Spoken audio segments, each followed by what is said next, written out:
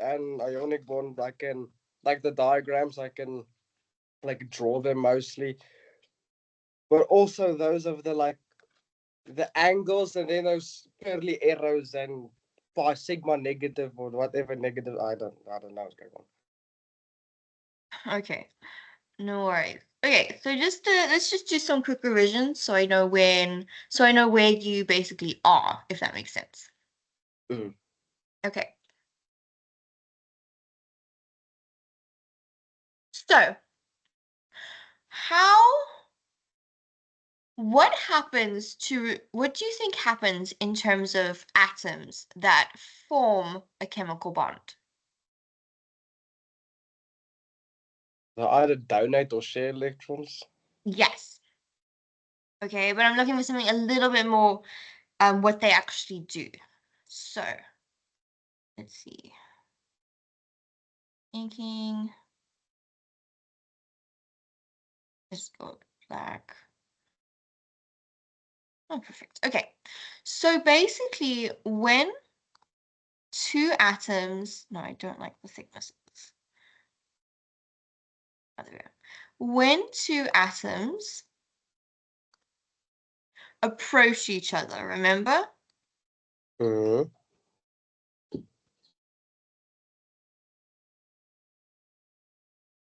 What happens? I don't know, chemical reaction. Okay. Talking about their interaction. So basically, when and this is important to understand in terms of the bonding, how bonds form. So when two atoms approach each other, interactions will, of course, occur.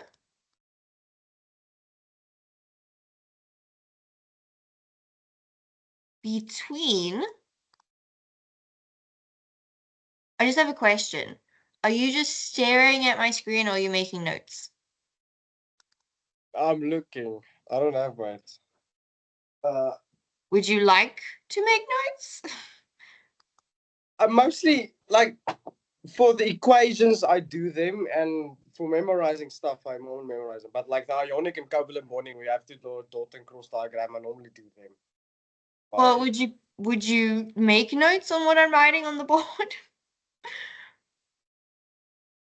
it depends what it is. Will you remember it? Yeah.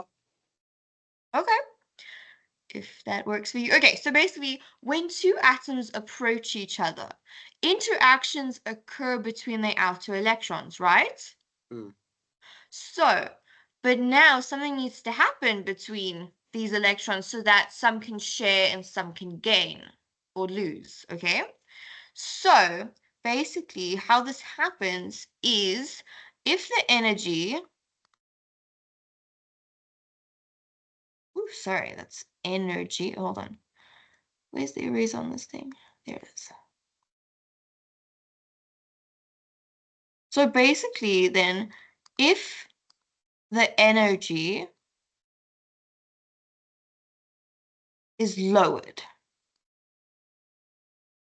this is what results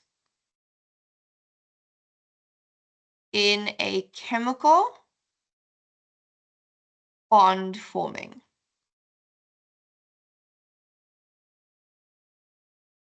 Okay? Energy load like in one atom on both. Both. Huh. Because remember, so we're going to get into the factors that affect this. But so, for example, remember, energy is needed. Okay, so remember with ionization energy, Mm-hmm. you have a lot of energy to overcome those bonds, right? To form new Yeah. ones. So then basically what happens is the energy will be lowered so that the bonds can form when electrons are shared or lost. Mm. Making sense? Yeah. So as a result of this, eraser, we found out, there we go. Just erase.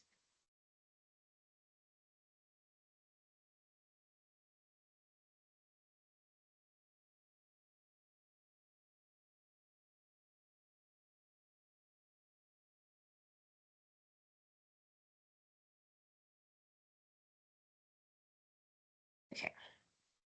So basically, as a result of this,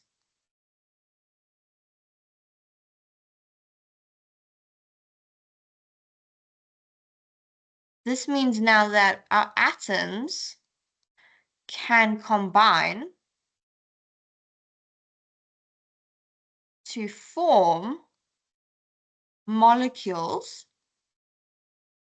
or lattice type structures.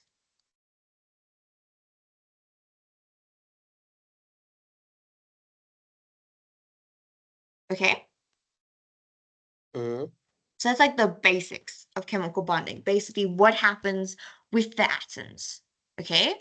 But we're going into more detail of that now.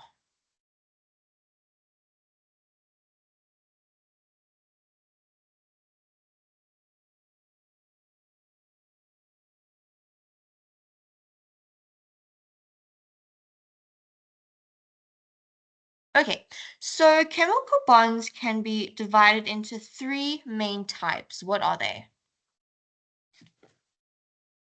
Um, is it covalent bond or ionic bond and is the other one Yes. The metallic other bond? one, what's the other one? Metallic. Good. Okay. Good. Okay. So basically, just good that we've established that. Okay. So, and this is very important. So the type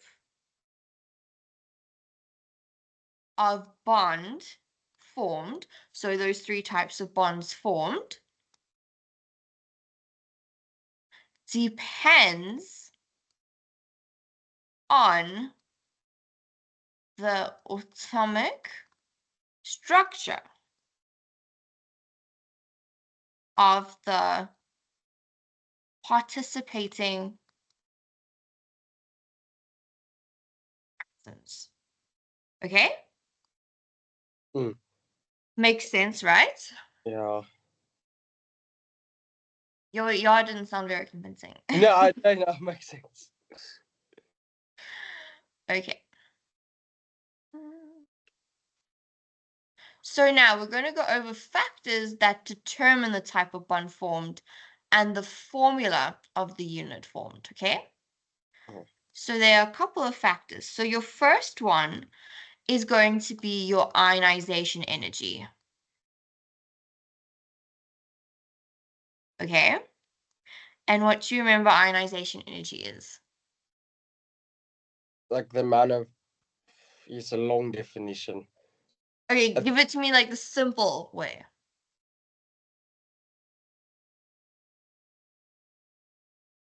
Um, it's like the amount of energy needed to remove 1 mole of electrons from 1 mole of is it atoms to form 1 mole of gaseous ion, something like that. No, no, no, no. Okay. You were kind of on the right track, then you weren't. Okay, but okay, so basically, in short, it's the energy required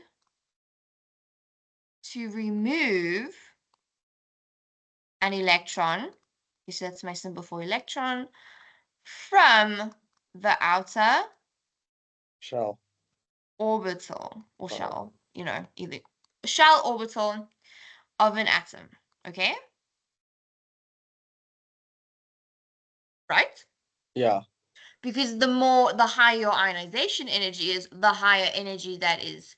I mean, the higher your electron is closer to the nucleus, the higher ionization energy needs to be to overcome, right? yeah, because of the nuclear charge and everything like that. Yes. So basically, from this principle, we can take note that metals will have a higher or lower ionization energy than nonmetals. It's higher, Lower. lower. Mm-hmm. So they have a lower ionization energy than nonmetals. And so therefore they will tend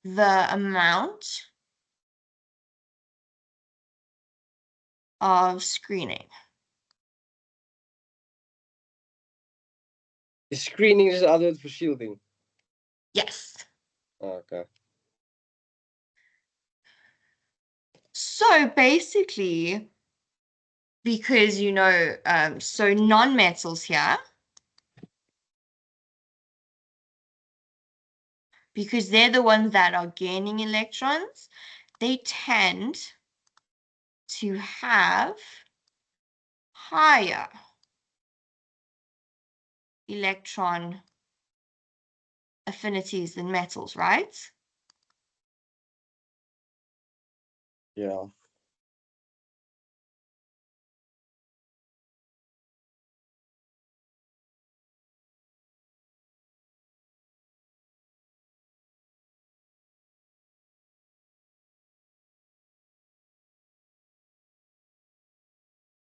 Okay, you with me? Can I erase? Yeah. Yeah. I wrote it down. Okay, excellent. Now, what else do you think that would influence the type of bond, or determine the type of bond in the formula formed?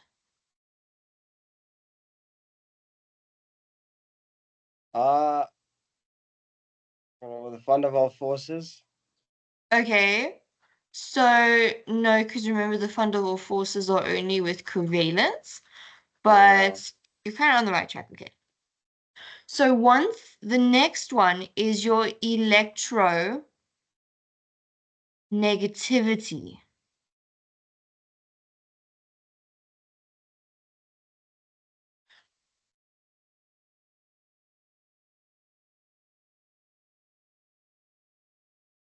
And so what is electronegativity?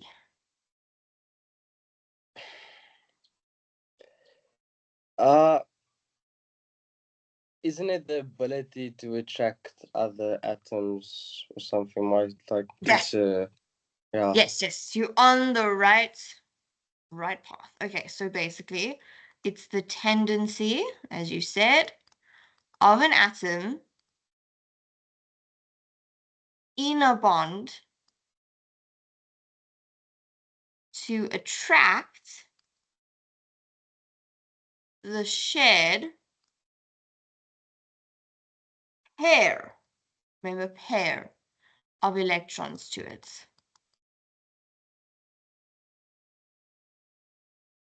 Okay? Mm.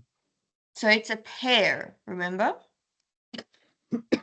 And when we get into actual electronegativity further, this is just the basics.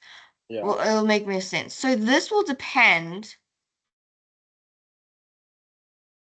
on both the ionization energy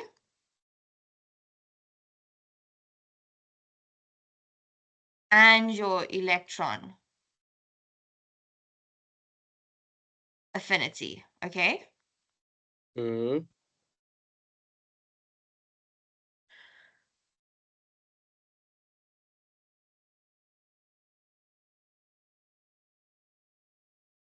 Okay, good.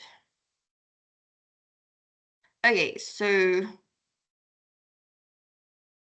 next one is, of course, your valence electrons, okay? Mm. Which makes sense. So basically, and that is the number of outer electrons available to participate in the bond, right? Yeah, the valence electrons. Yes. And then we have, of course, your valency.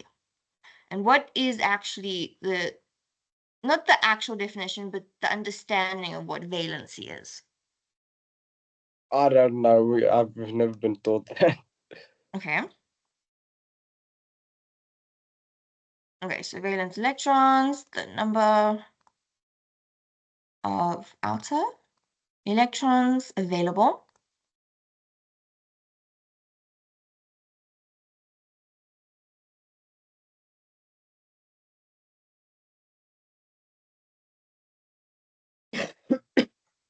And then we get to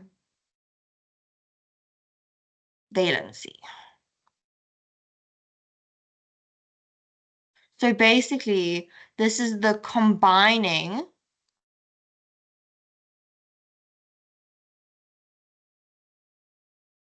capacity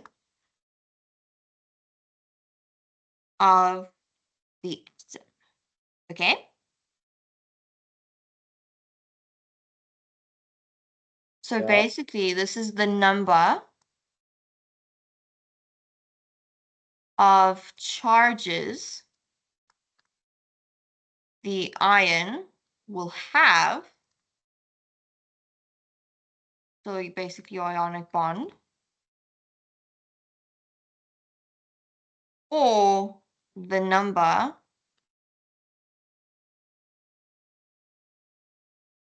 keep running out of space. Hold on.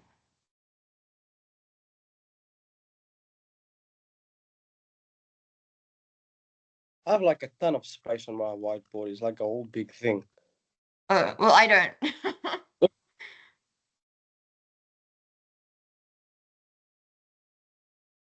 Okay, so where was I? Yes. Where was I? Changes to the ion will have ionic bond, or the number of pairs of electrons. Sorry, it's supposed to be electrons. The atom will share. Will share, which is your covalent bond. Okay, so basically, the number of charges the ion will have, which is your ionic bond, or the numbers of electrons the atom will share, which is your covalent bond. Yeah. Understanding? Yeah. Fabulous.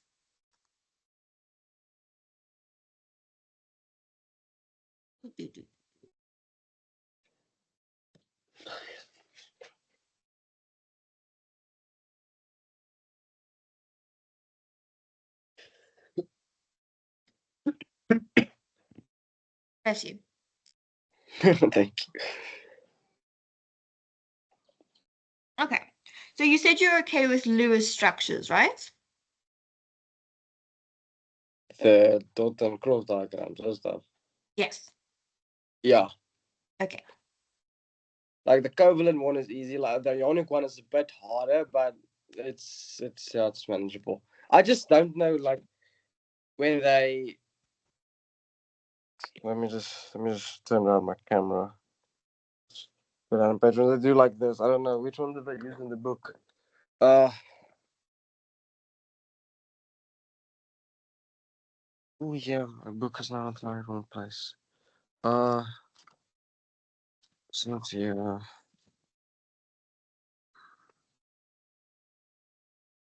Like I just saw it. Where is it? This is with the arrows. I don't know, but like they did something like there's an atom here and there's let me just X. I don't know which atom they use. It's like then there's an arrow here for like Y and Y. Like all like just normalize that one as an error. I don't understand that. Okay. I don't know which one that is even.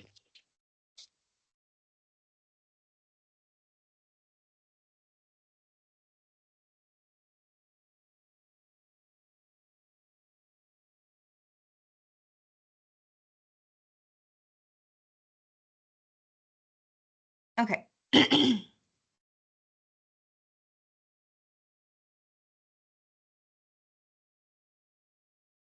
Let me see if I can get it. Okay. Do you I'm just trying to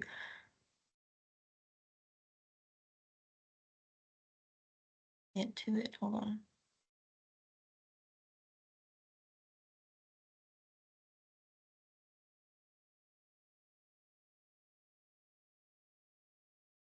Oh yeah, it is.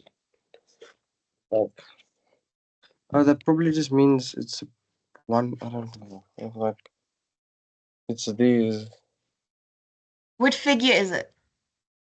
4.13. 4.13.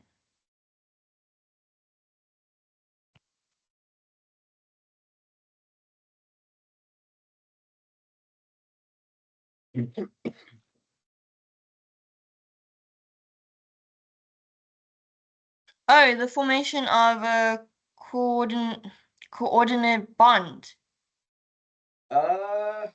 Yeah. What is it? Dative covalent bonding are those. Oh, okay. Okay, I see. Okay.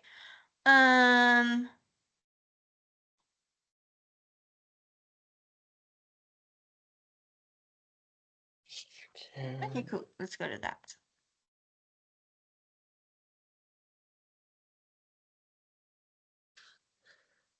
Where's that now?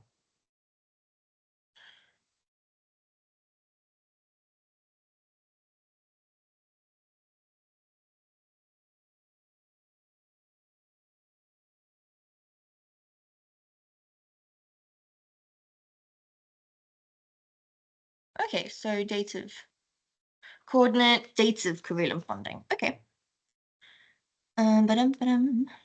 Okay, so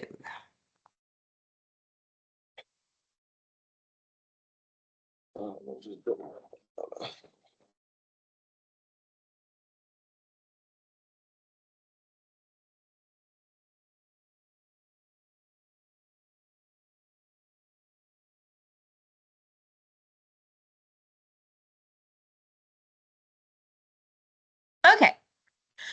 So what? Okay, so you have your definition, of course, in terms of your coordinate bond. Okay, in your textbook, right? Yeah. It's the sharing of a pair of electrons between two atoms where both the electrons in the bond comes from the same atom. Good. Okay, so it's also called dative covalent bonding. Yeah. So basically from this, we know that this is a covalent bond, okay, where the shared pair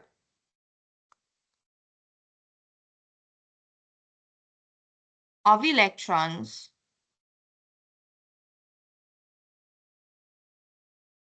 is provided by only one of the bonded bonded atoms, okay? Mm-hmm. So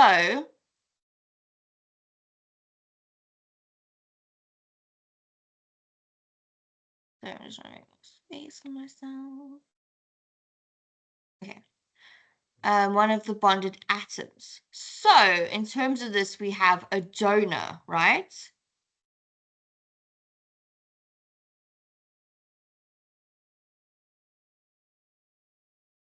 And so we have a donor and we have an acceptor.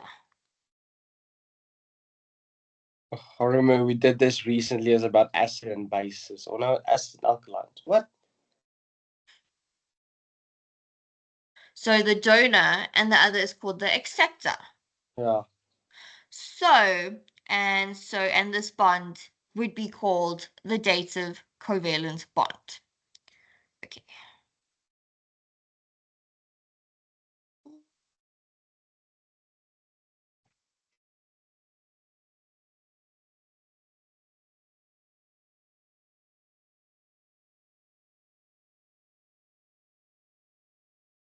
Okay.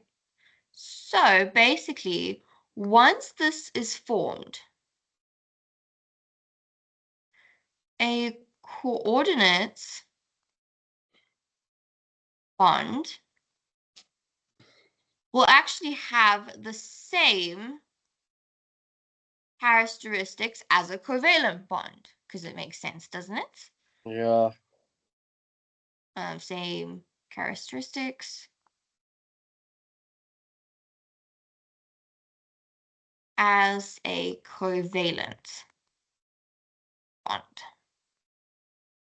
So basically what this means is for an atom to act as a donor,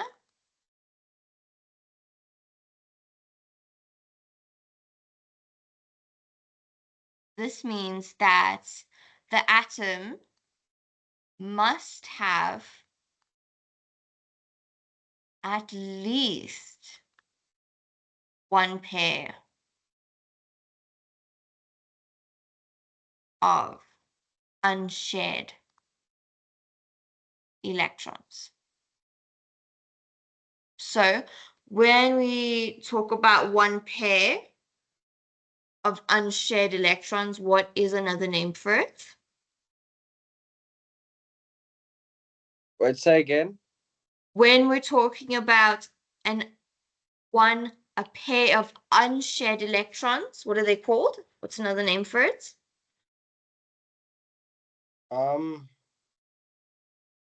Is it somewhere in my book? I can't remember. It's a lone pair Yeah. in its valence shell. Valence shell. Now for an acceptor, I think I can write that down there. So an acceptor has, come back. Just want to use something.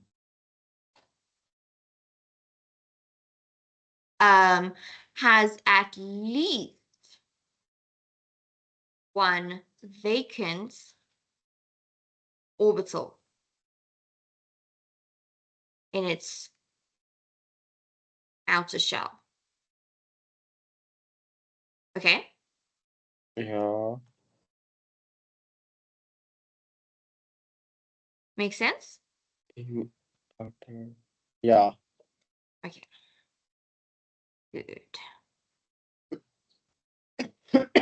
So an example of this could be a metal cation or a transition metal atom or an atom in an electron deficient molecule. Okay? Mm.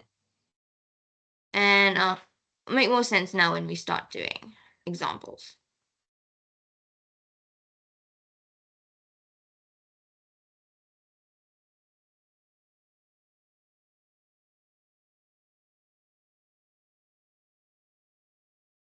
Okay. Excellent. So now an example of this is your hydronium ion.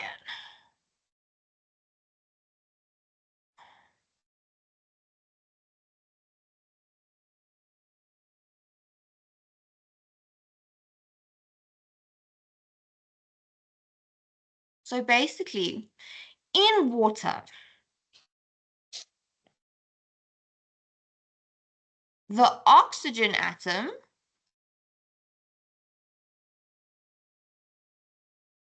has two lone pairs, right, Yeah. of electrons.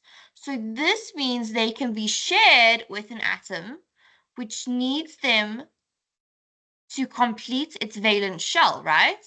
Because that's the whole goal of bond sharing, is to complete atoms. Because when atoms are full and completed, this means that they're unreactive, correct?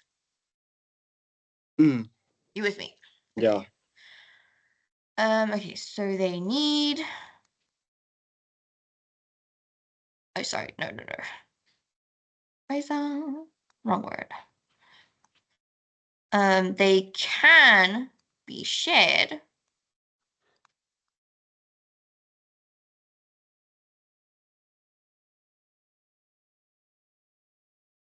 with an atom which needs them to complete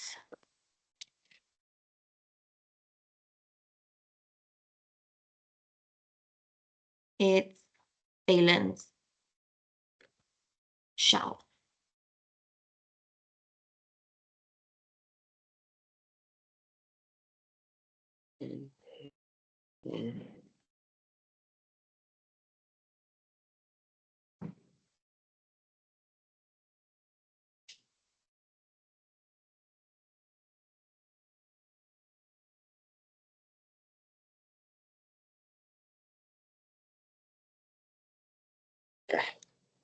Okay, good.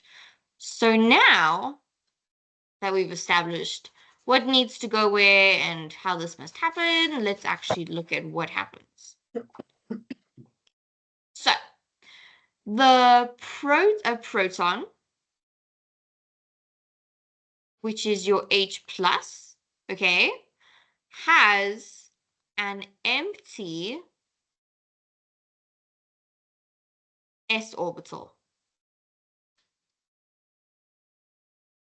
Okay. So basically, by accepting, not sharing, by accepting a pair of electrons from oxygen,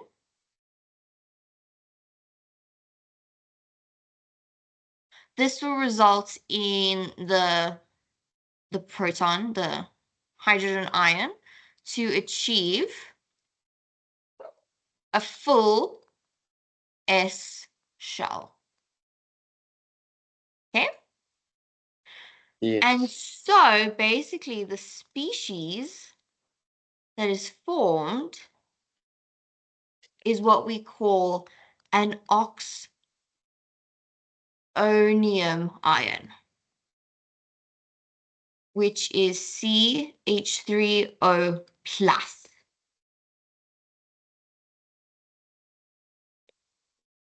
Was it minus? No, that should be minus. I just remember most of these things are minuses when we did oxidizing and reducing.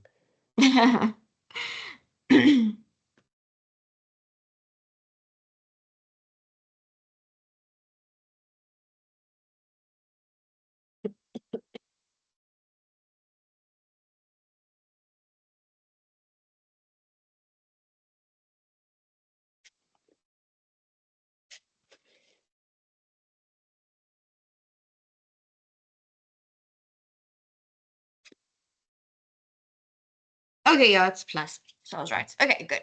So the positive charge that we see here, so the positive charge that is contributed by the proton will be spread over the whole ion.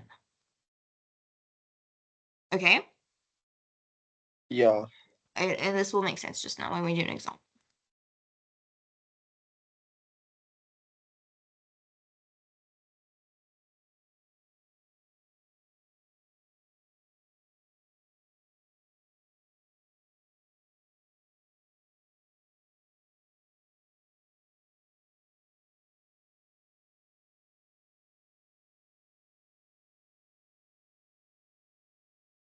Okay.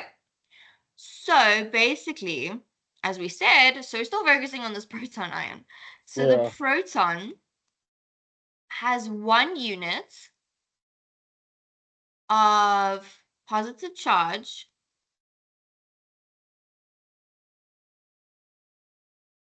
spread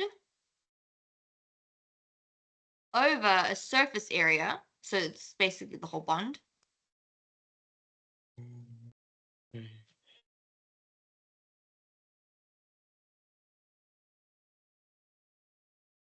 Okay, which is then compared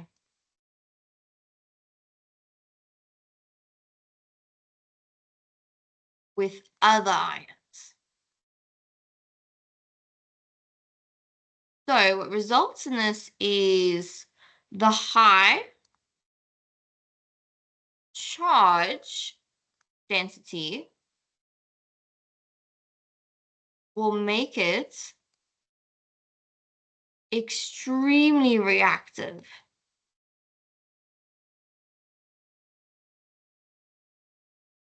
So basically what this means is that the proton cannot exist by itself.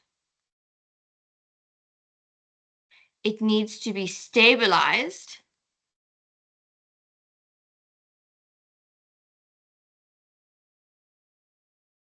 by the coordination of water molecules. Okay? So we shall see. Let me just diagram out. It's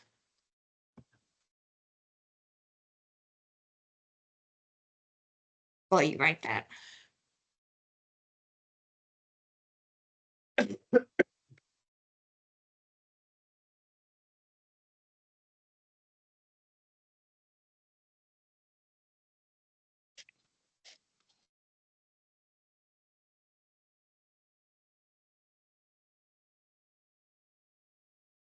Okay, so basically, what happens? Okay, okay, let me. Can I erase? Yeah. Okay.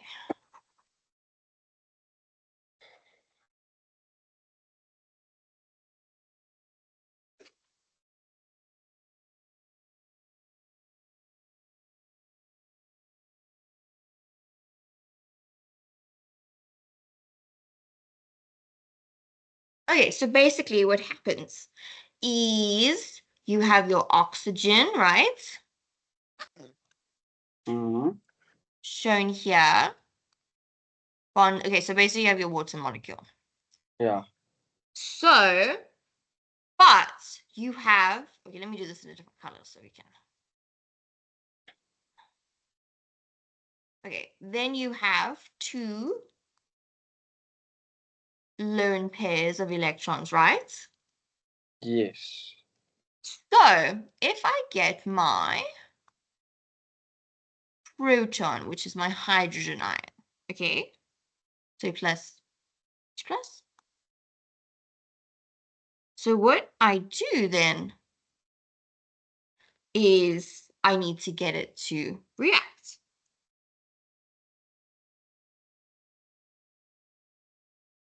Mm-hmm. So basically, I will then be having oxygen. Okay, remember my two water molecules, my two hydrogen molecules. So now I have an H there, right? Because I've added a hydrogen proton. Yes. And then that will give me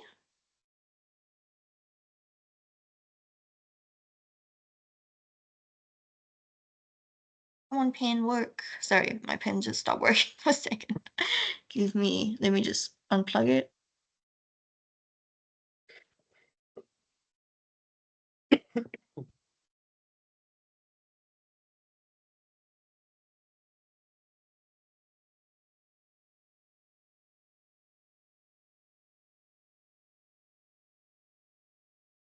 So basically what shows here, let's do this in a different color, is that this lone pair is going to this hydrogen, correct?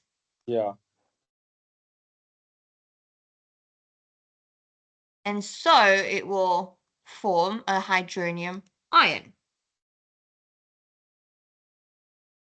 basically.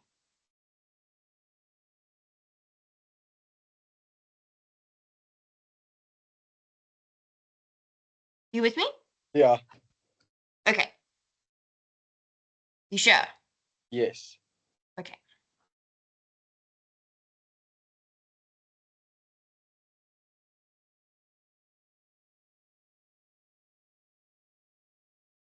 So basically what we show here is that in terms of our actual, lines is that it will form each. Okay, so we still have our lone pair, each with our positive. Basically, that's what it shows here to get H3O plus. Okay? Yeah. So H3O plus.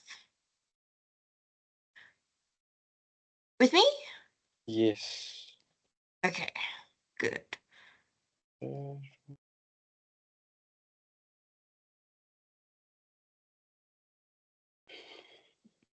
Can I erase? yes. Okay, good.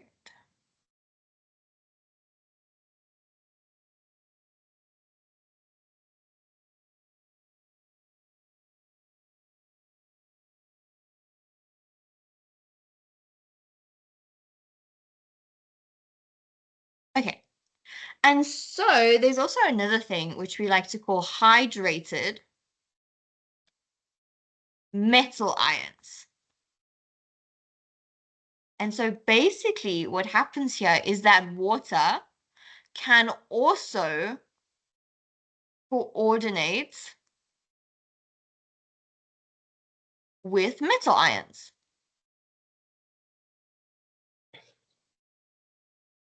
Metal ions, so that basically the metal ions will be hydrated, right? Yes.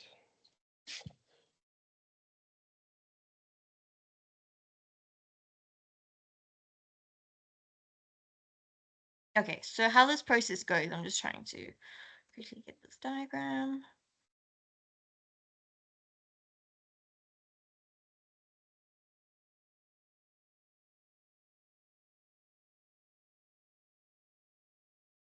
Okay, hold on.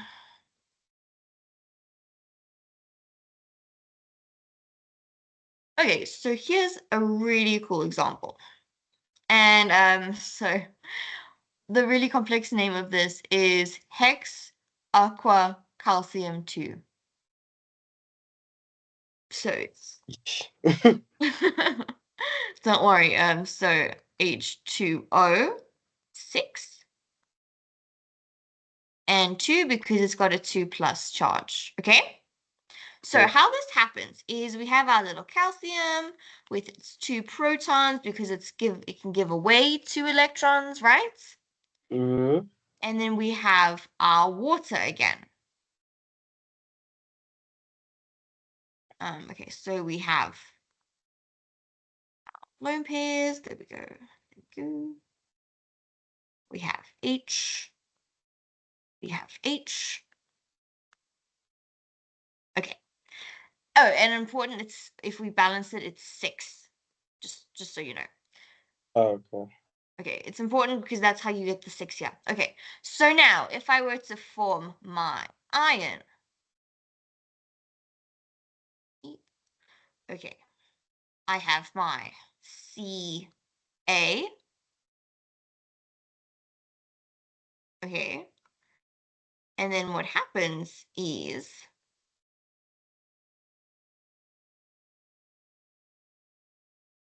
I have my H. Don't forget my lone pairs. My H. Oh, should have written more space for this. I've got 6 and I've got 2 plus.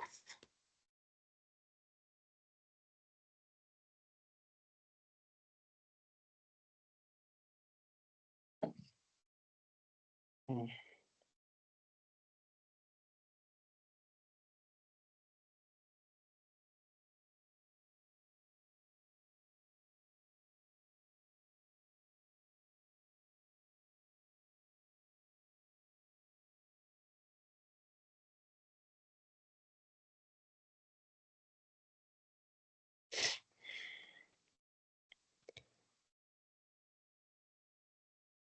Okay, so you with me on that one? Yes. Okay. Make sense? Mm-hmm. You sure? Yeah. Okay. So this is just an example to show you. Okay, now we can go into the actual one that they would ask. And this is the ammonium ion.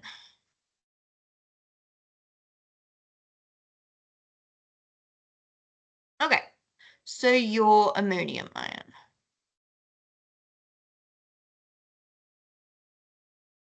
Okay, so the nitrogen atom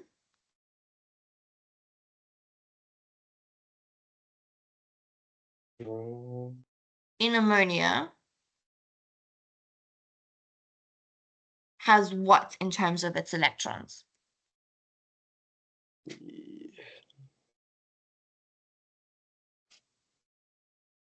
Wait, ask again. The nitrogen atom in ammonia has what in terms of its electrons?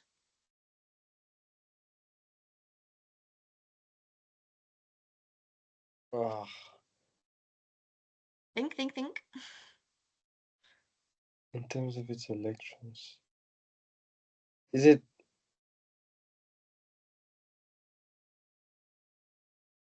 It can't be. It can't be lone pairs. It's most. Other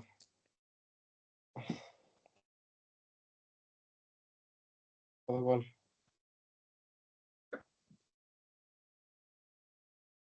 Think about your ammonium ion. Well, just ammonium. Okay, so basically it has an This unshared pair of electrons. So it has a lone pair. like the nitrogen. Okay, so see, if I have my nitrogen,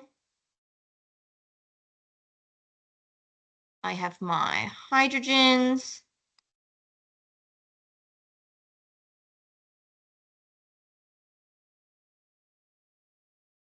bonded with each other. So I still have two lone pairs, unshared pairs of electrons, right? Yeah. You see? Mm. Okay, good.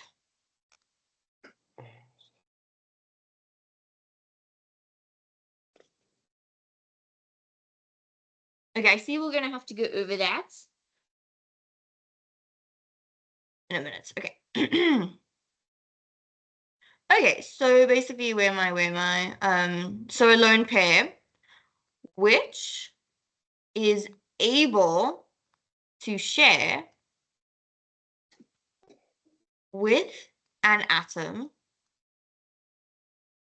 that needs two electrons to complete its octet. Do you know what that means?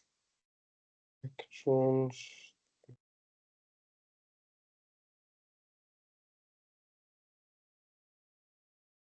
Octet. Ah.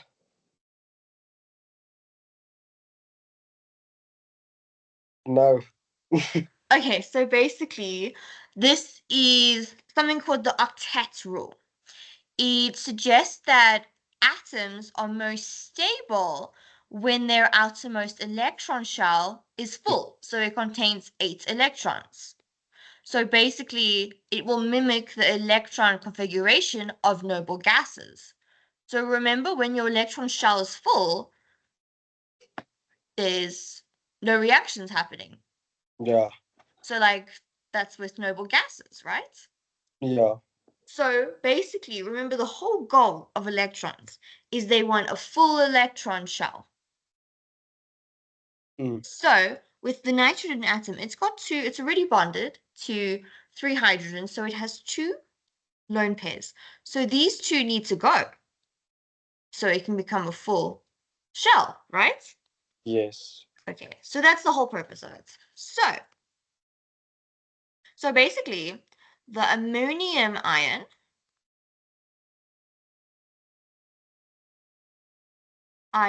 can be formed by an H plus ion forming a dative covalent bond with the lone pair of electrons?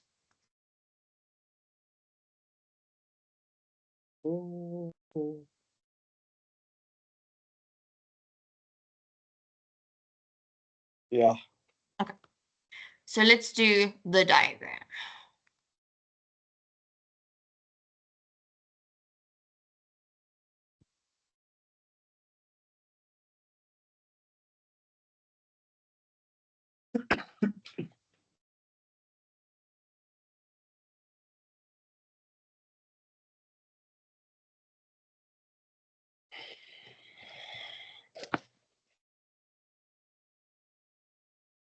Okay, so there's different ways you can draw it, but let's just draw the first way, the one that they want you to in your textbook.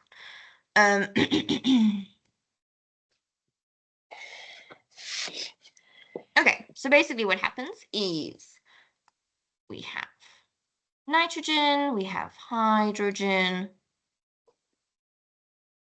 and we have our two lone pairs.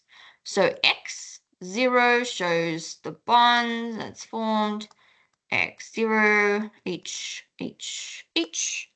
Now, if we add another H, there we go, hydrogen proton, what we will get is an ammonium ion. So now we have a full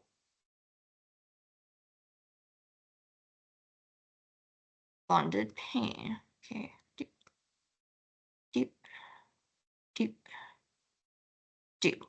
So important thing to notice is here I've got my X and my O, I've got my X and my O, I've got my X and my O, and now we have an O. O. So they've shared.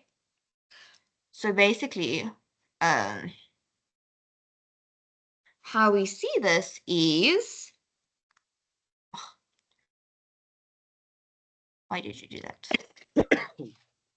So basically we've got our N, H, H, H, and then we use the arrow to show where the electrons are being shared, okay? Oh, and don't forget the plus here. So this is your formation of a coordinate bond in your ammonium ion. Oh, okay, that makes more sense.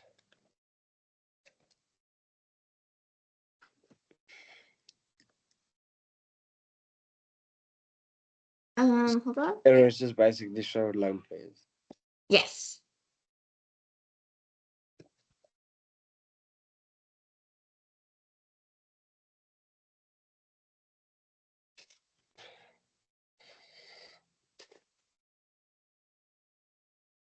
So another example that we can use is,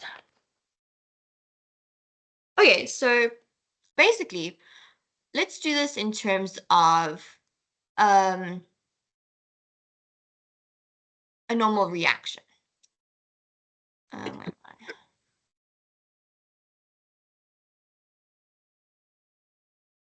So like to show where the hydrogen ion could come from. Let's do, there we go. Okay. So I have my NH3. I have my lone pair of electrons. Now, let's say I'm reacting ammonia with hydrochloric acid, okay? So basically what will happen, okay, let's do our curly arrows, is this pair will go to the hydrogen. Remember, there's a bond here, I forgot. Bond there. And then this bond will just go. And then we will get our ammonium ion.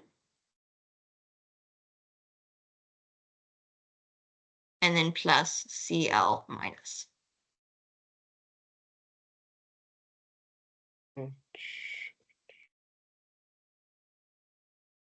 Where do you know where the curly arrow? Ah, okay, never mind.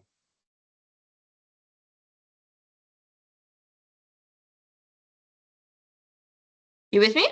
Yeah.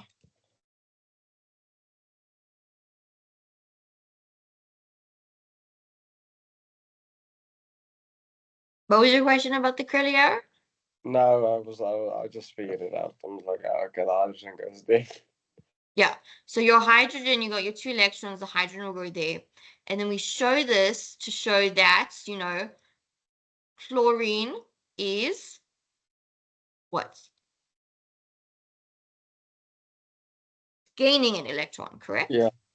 So it becomes Cl minus. So that's what we do to show it, okay? Wait, where did it get electron? From where? From who?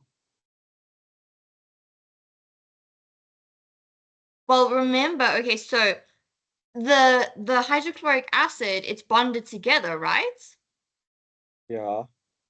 So this hydrogen is going to go away, right? Yeah. So it is giving its hydrogen to chlorine. So we're showing that this bond here, because it's HCl, so we use that to show that the bond's going to chlorine. Oh. That makes sense, right? Yeah. Okay, good. It's just an example to show, like, in instances where you would get, like, your hydrogen proton from. Yeah. Another example they like to talk about is aluminium chloride. Okay? Okay. Or is it fluoride?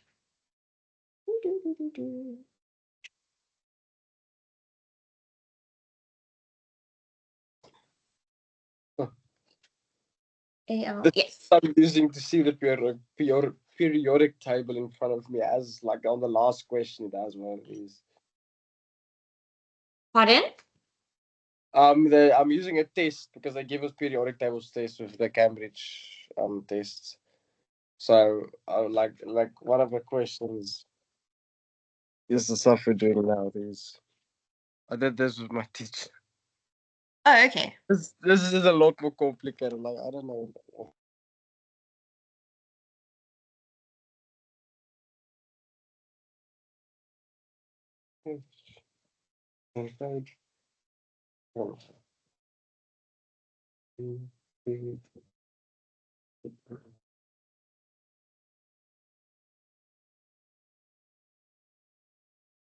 Okay.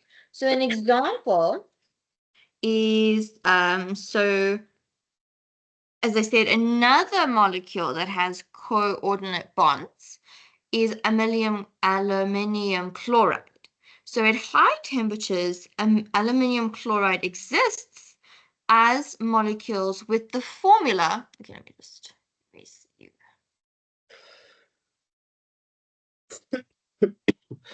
Your aluminium chloride, which is AlCl3, okay? And so, what's special about this molecule is that it's electron deficient. So that means that it needs 2 electrons to complete the outer shell of the aluminium atom, okay? Mm. So,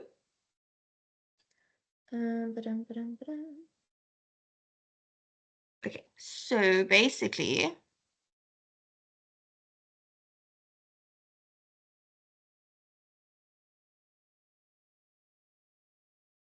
come back.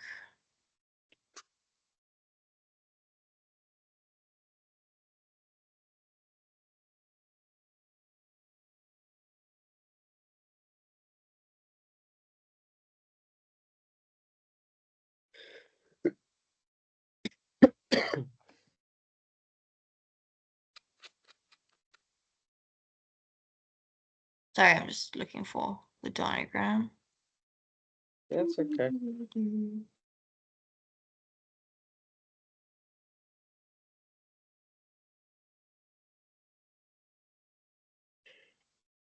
Oh, there we go. Okay.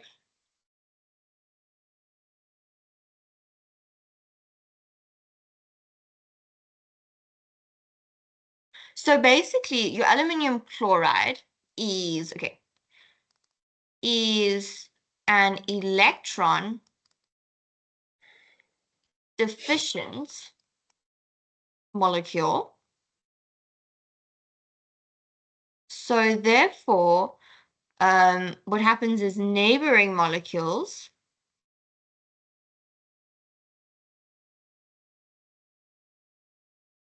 can form something called dimers using dative covalent bonds.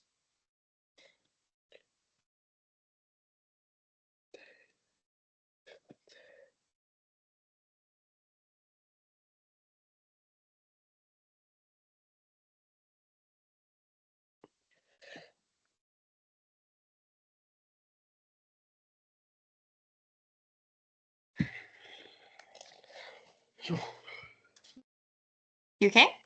Yeah. I know it's a lot.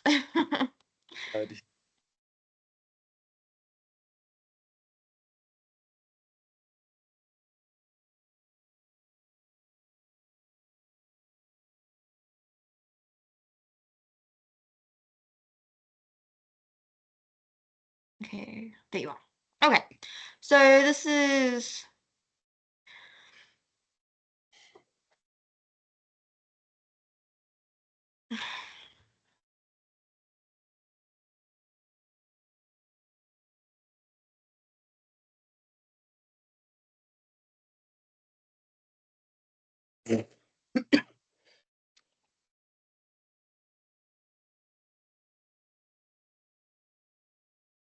okay, hold on.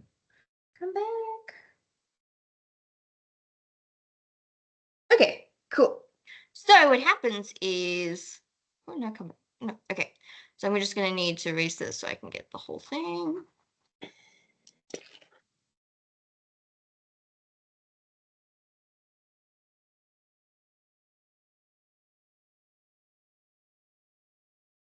Okay, so for example, so it's a big diagram. So if I have,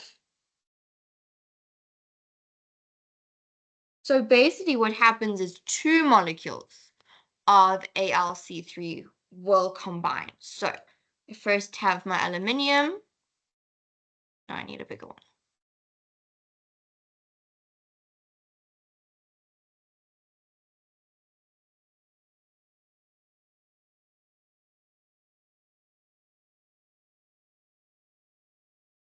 Bonded with my 3-chlorine. So I have my XO, XO, XO. I have Cl, Cl, Cl. And here is my Al. And then remember, I've got my chlorine, ones that aren't bonded.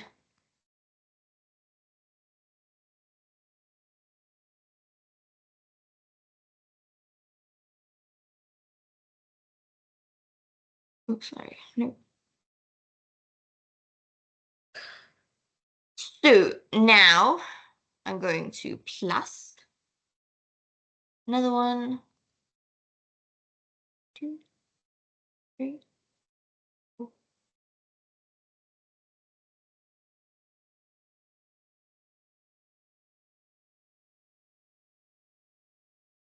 I think one of the chlorine is missing a few X's. Which one? The left one, on the left Oh, hand that side. one. Sorry. Yeah.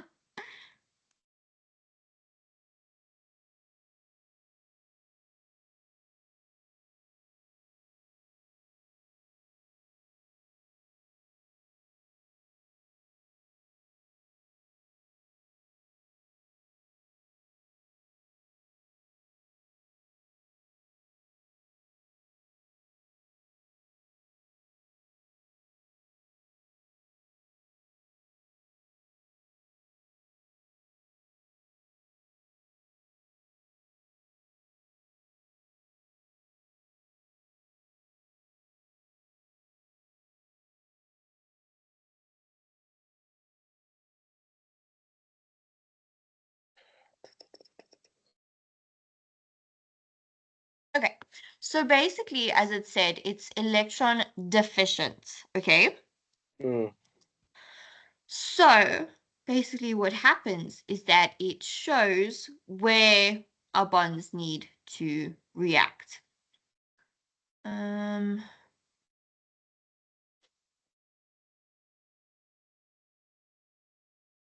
Sorry, I'm just trying to actually find a better one so I don't confuse you.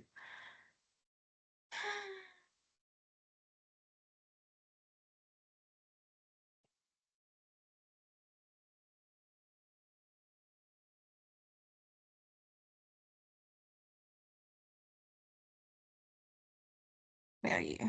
Okay.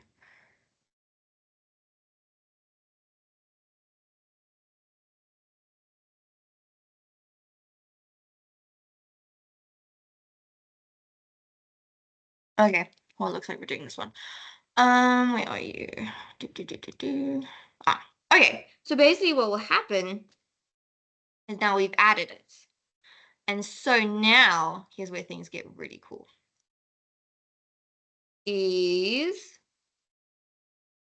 because now you've got 1, 2, 3, 4, 5, 6, and 2 aluminiums. Let me draw this smaller. So have space.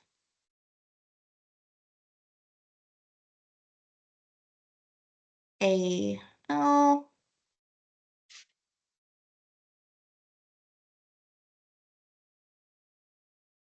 Okay.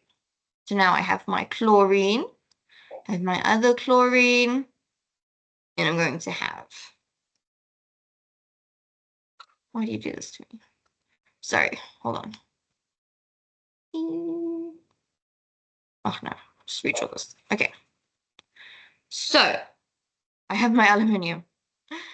Then what happens now is that I am going to bond with 4 chlorine now.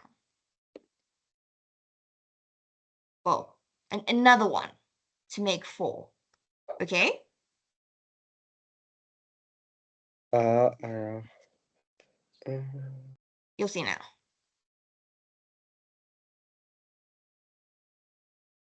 Cl. Okay. X 0, X 0, X 0.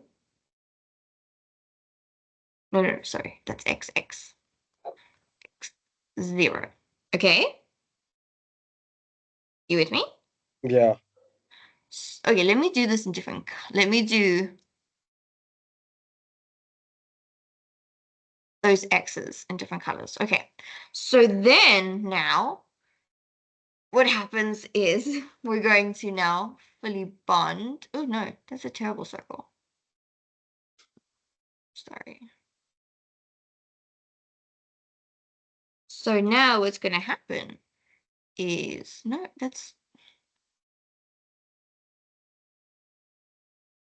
is that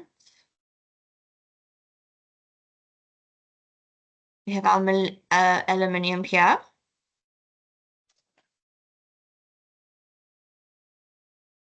And, oh no, come back. And so this is bonded to the 2, one of the lone pairs with chlorine, right? Mm-hmm. Okay. And then we still have our OX.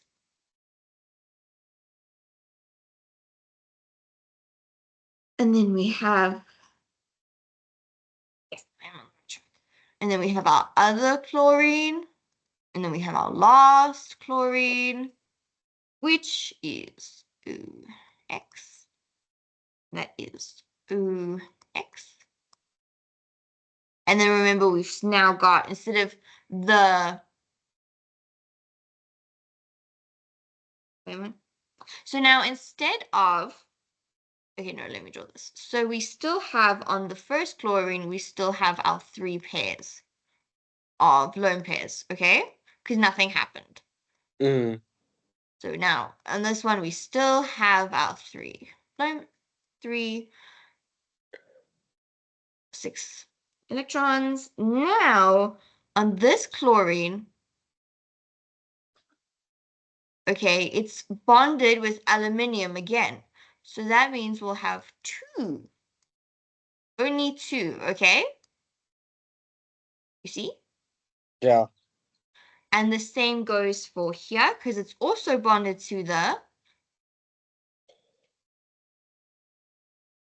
well, this is the exact same one. That was, so the one that was from here, okay? Because that's now bonded to this aluminium. You with me? Yeah. Okay, so now we also only have two. And then the two at the end, nothing happened because it was already bonded. Stay 2, 3.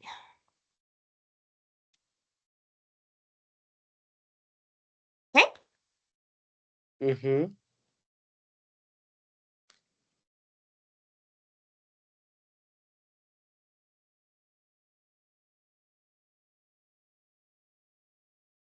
So basically what happens is that the two aluminum chloride molecules are able to combine together due to the lone pairs of electrons on the two chlorine atoms to form a dative coordinate bond with Al2Cl6.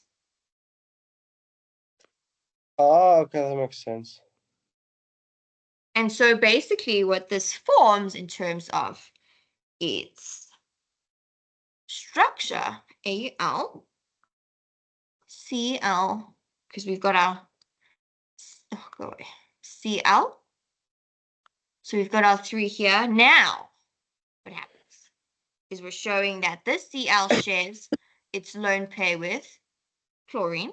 With this chlorine shares its lone pair with aluminium. And this one was already bonded to aluminium. This one was also already bonded to aluminium, and so was this one. Then this chlorine here shared its lone pair with this aluminium. So that arrow goes that. So the which way the arrow goes indicates which one it said the lone pair Yeah. to. Remember, the arrow shows where electrons will go. Okay? Mm. You, Yeah. okay. There's a reason for the arrow. It's to show Yeah. where it's going. And let's see. Oh. After we finish with this one, can we do this the one I showed you in my test paper? Okay. If you take a pic of it and send it on the group, then I can see it better. Okay. Where's Just finish drawing this. Yeah, I already finished drawing, don't worry. Okay. So take a pic and then send it to me on the group. The answer's still there, but my teacher helped me with it and I still got a mistake. Okay. Okay, so let me just erase this while I'm waiting.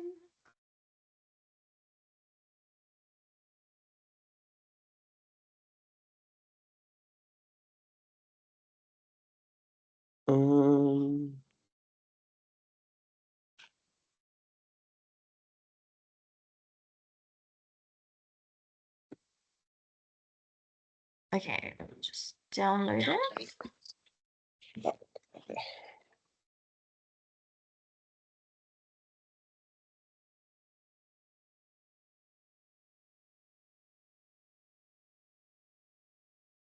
Open it.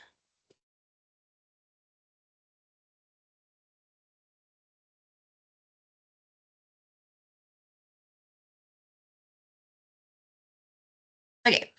K reacts with HCN in the presence of the catalyst forming N. Show the mechanism for this reaction. Include charges, dipoles, lone pairs of electrons, and curly arrows as appropriate. Okay. So, okay, no sweat. Okay. Let me just exit there. Take that away. Okay, so what don't you actually understand about this? Where to put like the negative charges and like underneath you see where I drew with pencil, like that entire structure, how to like figure that out. Okay. And yeah.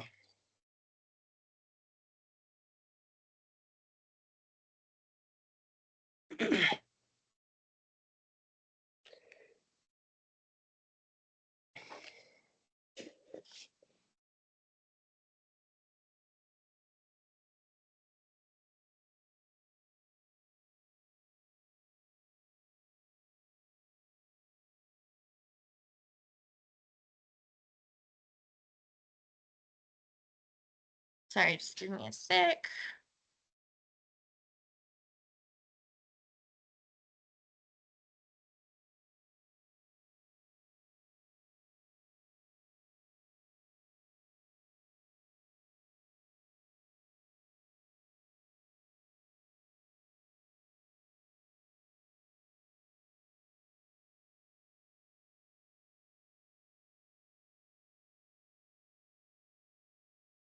Okay, so let's go into the explanation. Okay, let me first write it out. Why did I there we go. So now let me increase. I think I need like to get those dual screens that can go with your laptop. I don't have enough screen space. Okay. Let me just do this. Okay.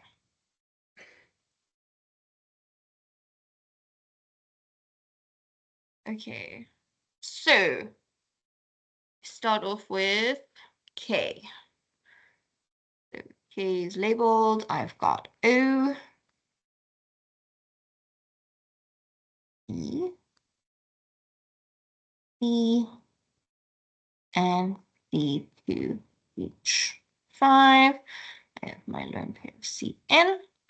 This gives me something. And then, yeah, we're going to need a lot more space for that. Then, there,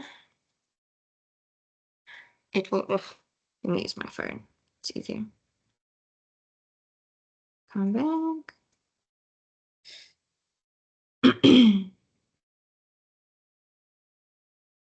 Then we've got N, which is OH on the O, yes. CN, C3H, and C2H6. Oh no, the 6 doesn't go like that. C2H.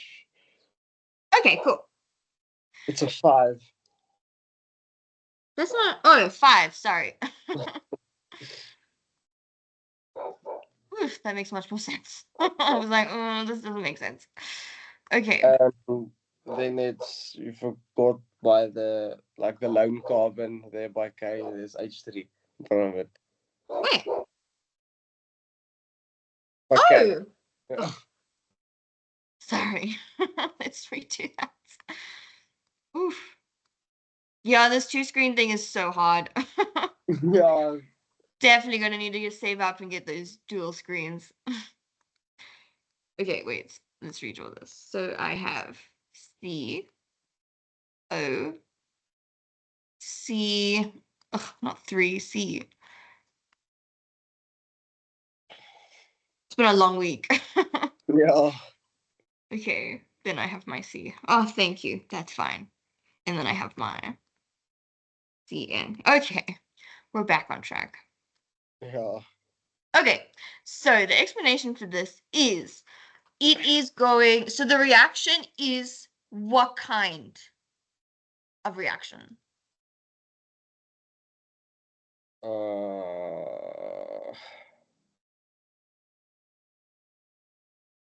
have no clue. Okay, so this is a nucleophilic Oh yeah. addition. Okay, you with me? Yeah. So it's going, okay, from a ketone, which is K, right? In the presence of a KCN catalyst forming a canohydrin, which is M, okay? So this mechanism involves a nucleophilic attack, okay? Which is starts with your CN ion. Right. So your blah, blah, blah. I can never pronounce it, your cyanide ion, okay? Cyanide. Yes, thank you. Generated, so it's actually Cn minus, okay? Let's do this in a different color. So basically it's Cn minus, okay?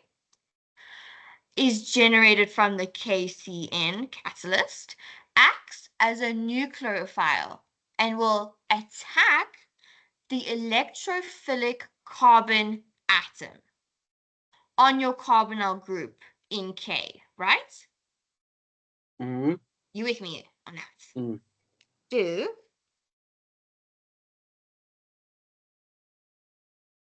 So that's what it shows. So now our arrow is going to attack, right? Your carbonyl group. Yes. You with me? Yeah. So, wrong one. Okay, blah, blah, blah. Where am I? On the carbon atom of the carbonyl in K. Now, remember your pi electrons of the the double CO bond will shift to the oxygen atom. So, yeah, will shift. Ooh, no, come back. Will shift. Okay? Oh, so that's just showing the electrons going. Yes, it's showing that the pi electrons. You with me on that? The pi electrons of the C double O bond shift to the oxygen atom, forming your alk oxide intermediates. Okay? You with me on that? Yeah. Oh, actually, the first thing you should actually do is include your charges. That's always important because it tells us to include charges. Yeah. So that's a positive, correct? Got a negative. Because it's important to show that it's going from positive to the negative, okay? You with me? Yeah. Okay. Okay. So next step is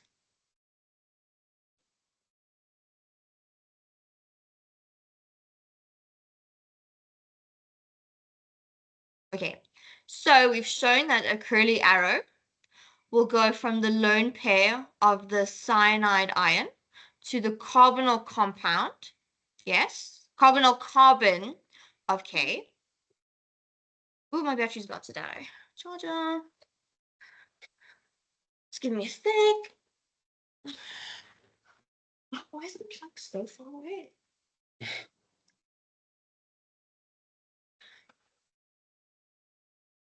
Sorry, just give me a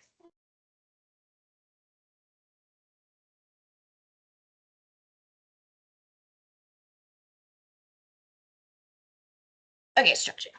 Okay. Now back to where we were. Now there's another curly arrow from the C double O bond, pi bond, to the oxygen atom. Yay, we've done that. Yeah. Now, the alkyl oxide needs to show a negative charge on the oxygen. Okay, good, good, good.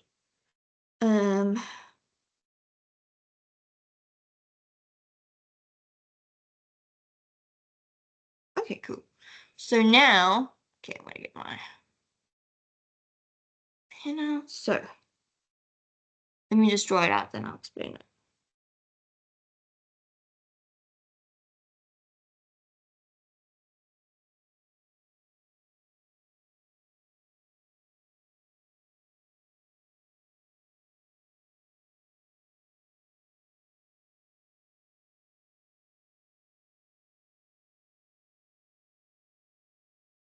Great. So, come back. So now,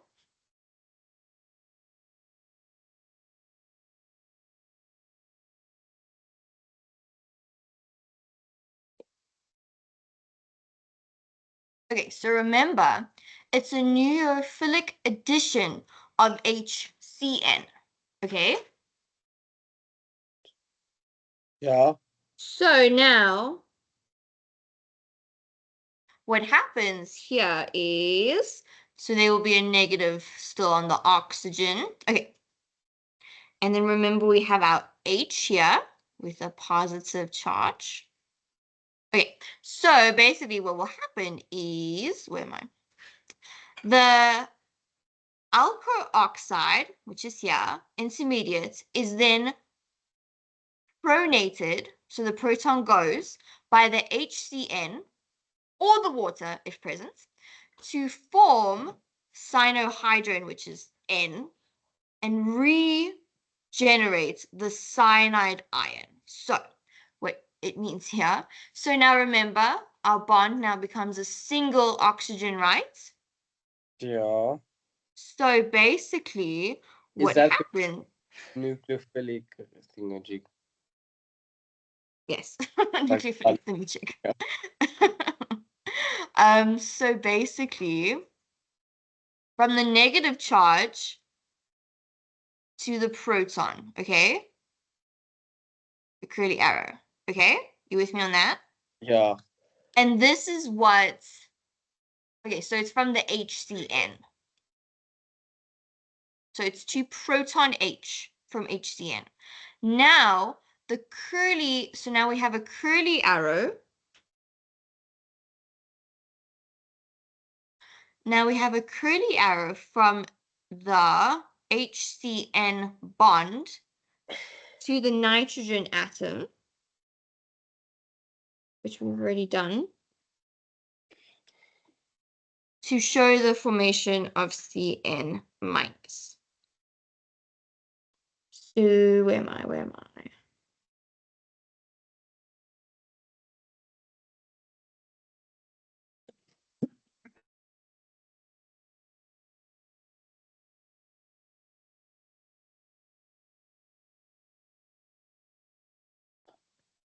No, stop. Stop going away.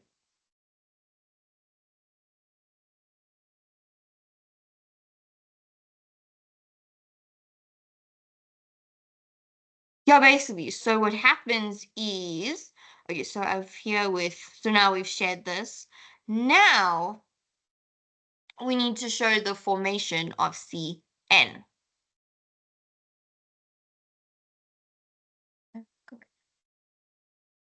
And how do you think we do that? Show the formation of Cn. Yeah, the Cn minus atom.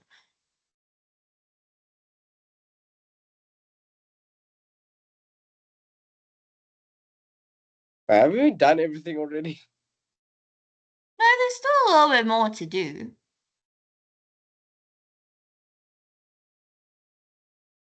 Well, technically the diagram is complete, but we're going into a little more detail.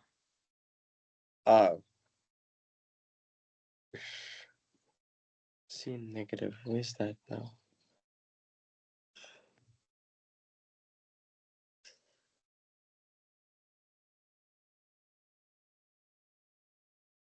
Wait, ask me the question again.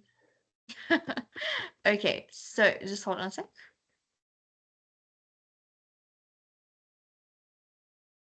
Okay, so basically we've established our last part was that we're showing the negative charge of the alk oxide to the proton, H plus, from HCN.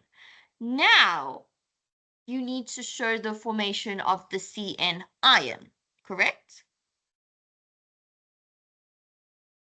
Formation of the Cn ion. Yes.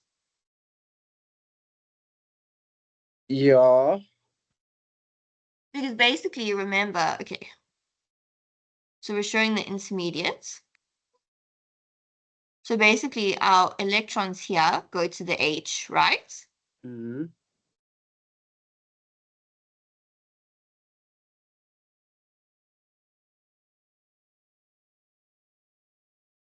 interest. Yes, okay, that goes there. Yes. So remember, negative charge to positive. And so remember, it's HCN.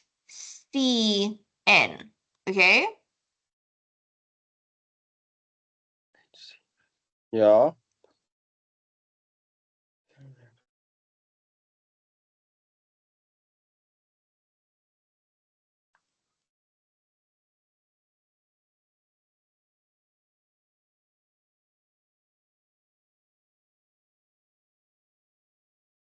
So then remember, we need to show that it's going there to become a negative. You with me? Oh, yeah. You with me? Yeah. Where's my pencil?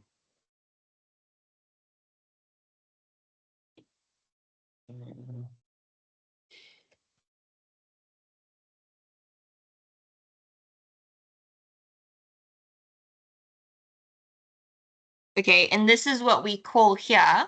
We call that protonation. Okay? Right? Protonation. Yes. Never heard of it in my life.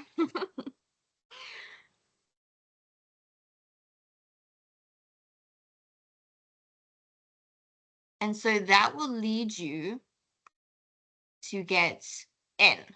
Okay? Mm-hmm. You with me? Mm. Okay, good. Okay, understanding? Yeah. Kinda. You sure? Mm. Okay, good. I know these kind of things take time to understand, but you must just always remember with your nucleophilic additions, where goes where. So it's important to know your charges, and those go to your charges. Your lone pairs will always go to your nucleophilic attack. And then remember, now that you've got your lone pair of electrons, it will go to the proton, so protonation. Yes. So basically, in all things, the cyanide ion attacks the carbonyl carbon to form a negatively charged intermediate, which will quickly react with the proton, so the H from the HCN, to form your nitrile compound, basically. Yeah. Okay, good. No, I just want the. There's got to be a way to clear the whole whiteboard.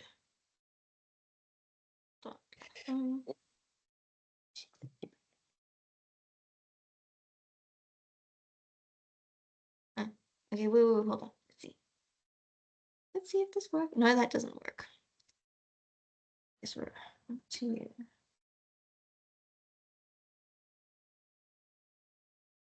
Okay, so where were we? Ah, yes. Oh, is there a way to clear it all? No, you just got to erase it, which is irritating, but anyway. Ah, I see, but I can also draw. I know you can. Okay, cool. So, what do you want to go over next? Which is that? Oh yeah, pi and sigma.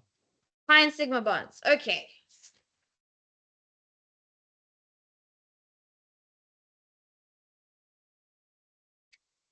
Ooh.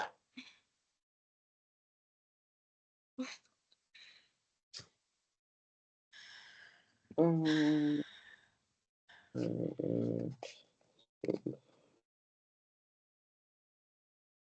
Let me just find them.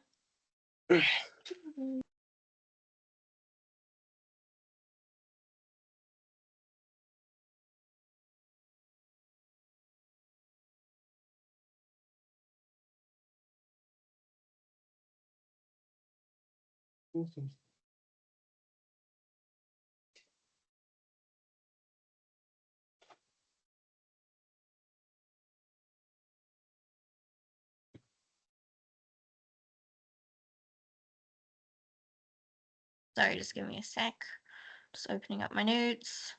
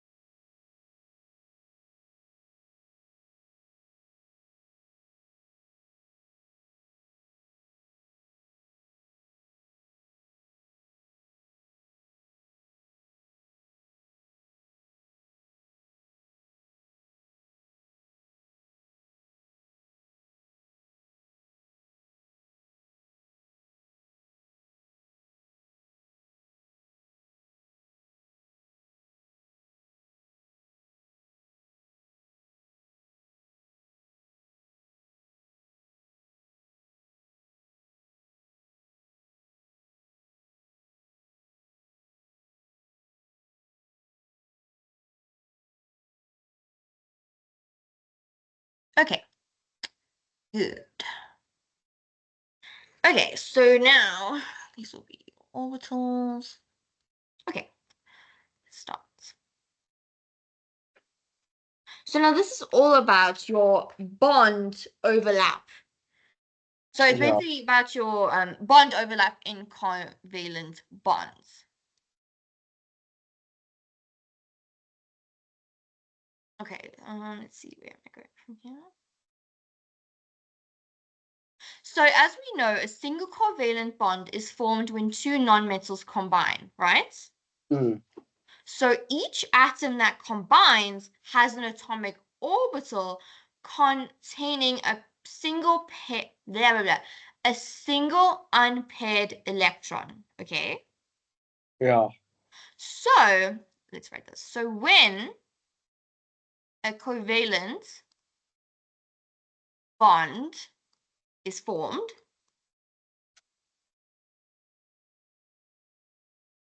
the atomic orbitals will overlap to form a combined orbital that contains two electrons. Okay? Mm-hmm. Okay. Yes. So, sorry? Yeah, I said yes. Oh, okay. I was asking a question. So this new orbital is basically called your molecular orbital.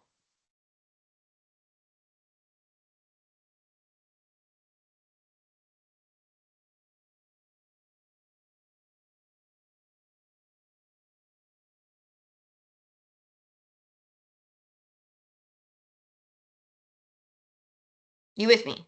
Yeah. Okie dokie.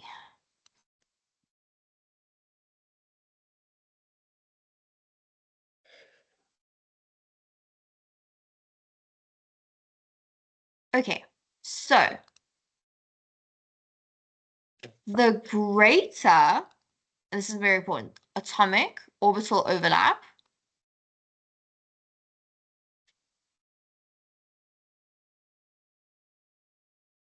the stronger the bond.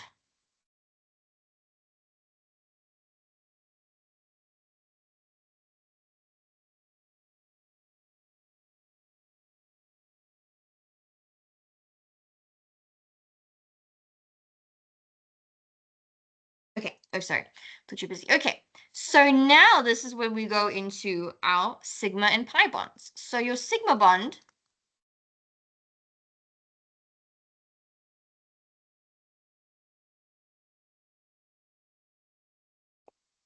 are formed by direct overlap of orbitals between the bonding atoms. Now your pi bonds, where do you think in terms of this overlap, where would your pi bonds be formed?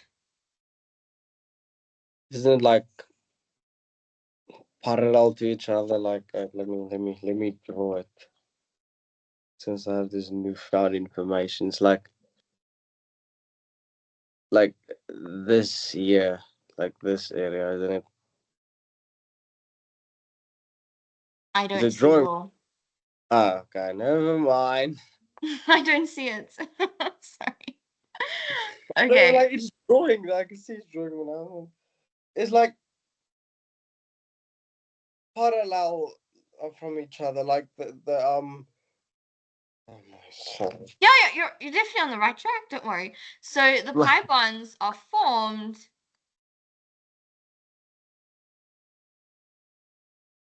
by the sideways overlap. So parallel, basically, of adjacent above and below the sigma bond. Okay?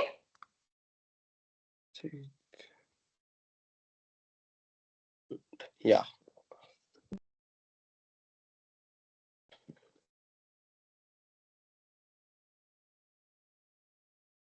Okay, so let's go into a little bit more detail about each bond by itself.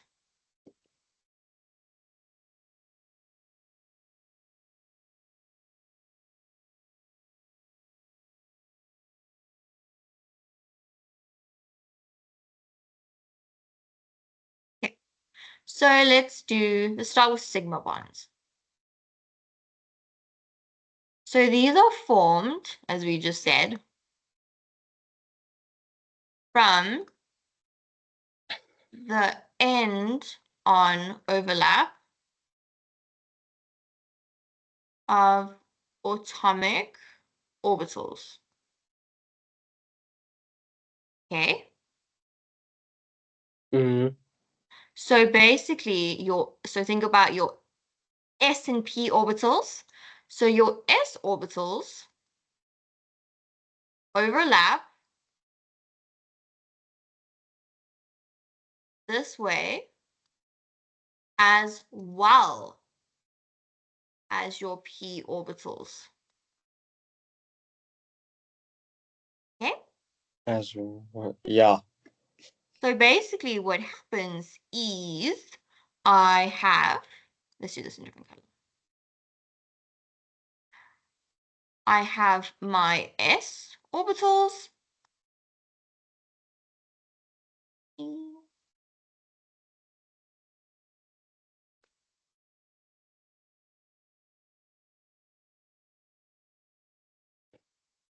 So let's label them s atomic orbitals.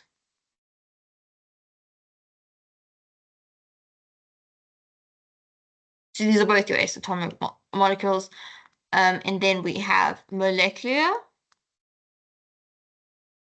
pi orbital, the sigma orbital in a hydrogen molecule.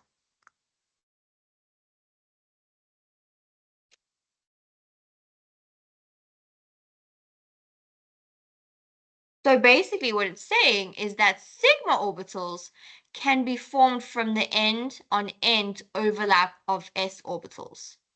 Correct? Yeah. You see it? Yes. Okay, good. As long as you can see it. Do you understand it? Yeah. Okay, good. As long as you can see and understand it. Wait, so a pi bond or pi like does yeah. Pi bonds they're like d orbitals or something because since there's only s and p. We're getting into that now. I like the way you're thinking ahead. But let's focus on sigma bonds right now. But yes, okay. So basically, the electron density Oof, no, that's not how you spell electron.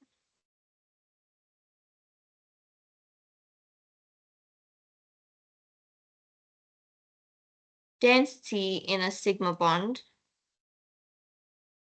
is symmetrical about a line joining the nuclei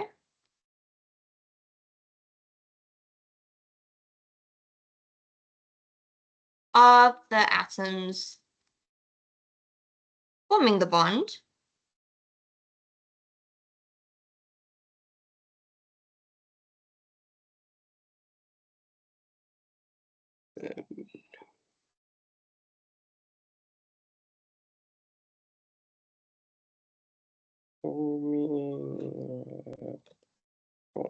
and so also the pair of electrons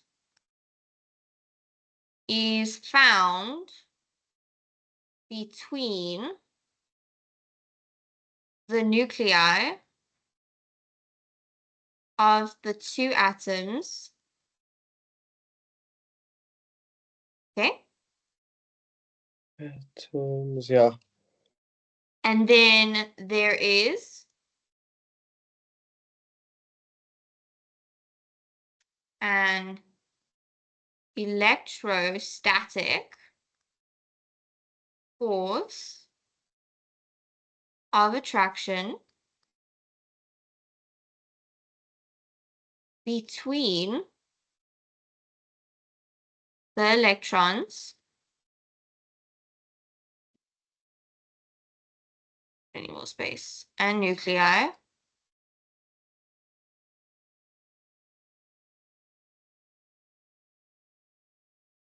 which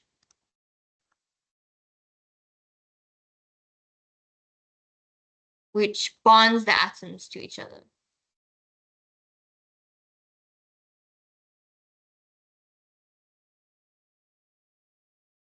Okay, so that's essentially what happens in a sigma bond. Okay.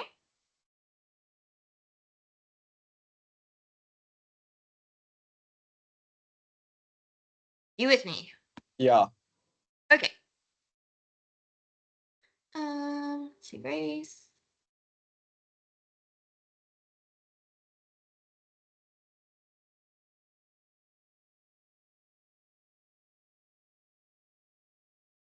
Now we can move on to the pi bond.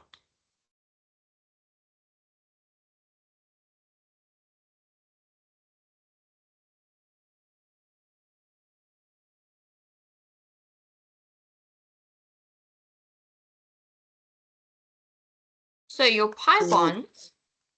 I was just thinking something. What's wrong? No, my thing is short for some reason, right? Oh, yeah. That's fine now. Okay, so we know that they are formed from the sideways overlap.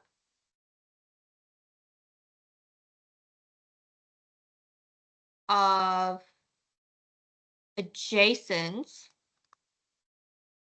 p orbitals, right?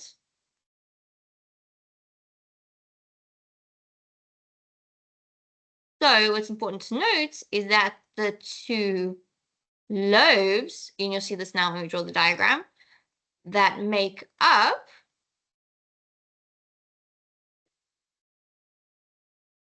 the pi bond will lie above and below the plane. What's the word next to the number 2? Lobes. Lobes. Okay. Sorry, I don't have very good handwriting. No, don't very My mean other that. students sometimes are just like, what? Below the plane of the sigma bond. Okay? That's important. 2. Okay, I'll let you write that out then. I will rewrite the board. Ah. Don't worry, we're nearly done. Yeah. Then you can go study some more. Okay, where was I? So basically, this whole thing of below the plane of the pi, sigma bond. So this essentially maximizes the overlap of the p orbitals. So a single pi bond is drawn as two, and this is more electron clouds.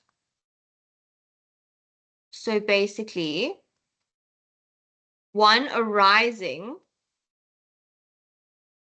from each lobe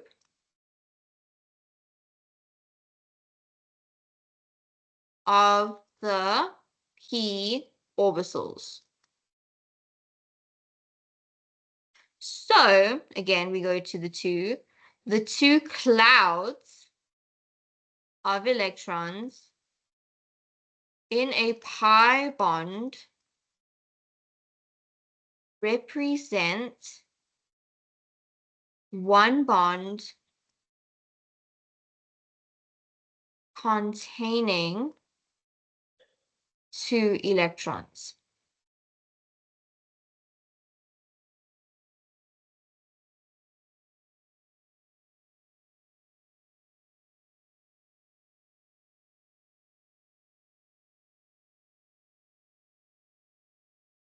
Can I wipe? Yeah. Pardon? Yeah. Okay, good. So you've got it. Okay, so now let's draw the diagram. Let's do this. Don't you have any other colors besides? Okay, let's just do blue. Okay, so. Oh no, no. Okay. Oh, you do have blue. No, I want green. Okay, sorry. Do green. So I have my pi orbitals. I mean my p orbital. Ugh. Pi, sigma, it's all getting a bit confusing at the moment. Okay, so remember they're sideways. So as you said, they're parallel. Yeah. Okay, so basically what happens is they will overlap with each other. Okay, so basically this is your p atomic orbital, and this is another p atomic orbital. So basically what happens is, as we said, they form from an end-to-end overlap. So we're gonna get this shape. So this shows the one, oh no. So basically, this will show the overlap of the one and the other p orbital.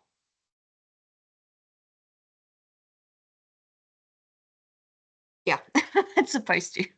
So you see here's the one, okay? And then here's the other one, okay? Yeah. So it's forming a molecular orbital, because now it's overlapping.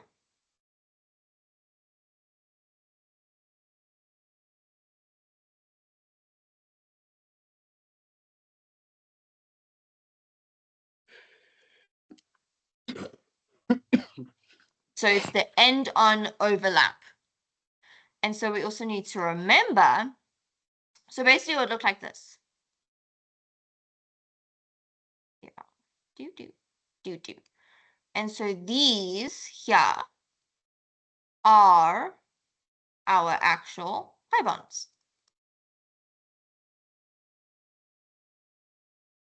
Okay.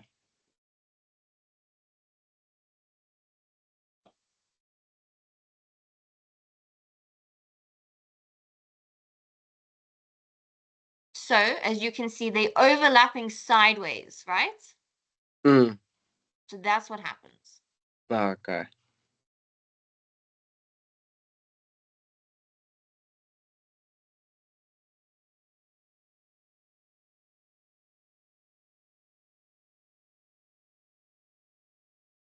Okay, cool. So that's all the time we have for today. Was it helpful? Yeah, it'd help a lot. Okay, good. Good, good. When's your test? I don't know. You just said next week. I'll probably tell us Monday or something. Okay, because I am seeing you Monday, right? Yeah. So what would you like to do on Monday? If you're not writing Monday, because I'm gonna push him to give me more information, but he's probably gonna ask past. They always do that. It's past Cambridge paper questions. So I'm probably Monday. I wanna do chemical